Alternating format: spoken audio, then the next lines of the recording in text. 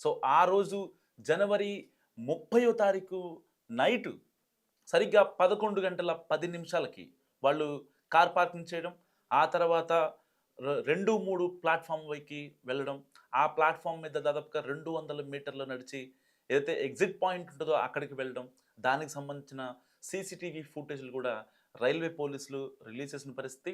So, దాంట్లో అసలు విజయారెడ్డి ఇద్దరిని కూడా ఎందుకు చంపేయాలనుకుంది? ఒకవేళ చావాలి అనుకుంటే ఆవిడ ఒక్కడే సింగిల్‌గా ఎళ్ళిపోవచ్చు.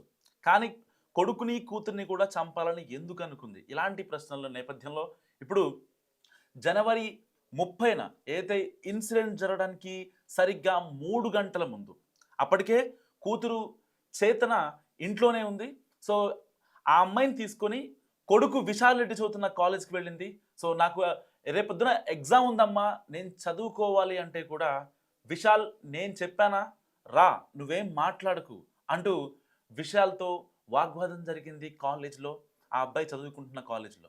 సో, అప్పటికే రేపొద్దున ఎగ్జామ్స్ ఉన్నాయి మీ అబ్బాయికి పంపించను అని ప్రిన్సిపల్ చెప్పినా సరే, విజయారెడ్డి ఫోన్ చేసి ప్రిన్సిపల్‌కి ఎట్టి పరిస్థితుల్లో మా అబ్బాయిని పంపించండి అంటూ కాస్తంత దురుసుగా మాట్లాడింది విజయారెడ్డి. అంటే పక్కా ప్లానింగ్‌తోనే వీళ్ళ పిల్లలిద్దరిని తీసుకెళ్ళింది. ఎట్టి పరిస్థితుల్లో పిల్లలకి ఎలాంటి ఇన్ఫర్మేషన్ ఇవ్వలేదు.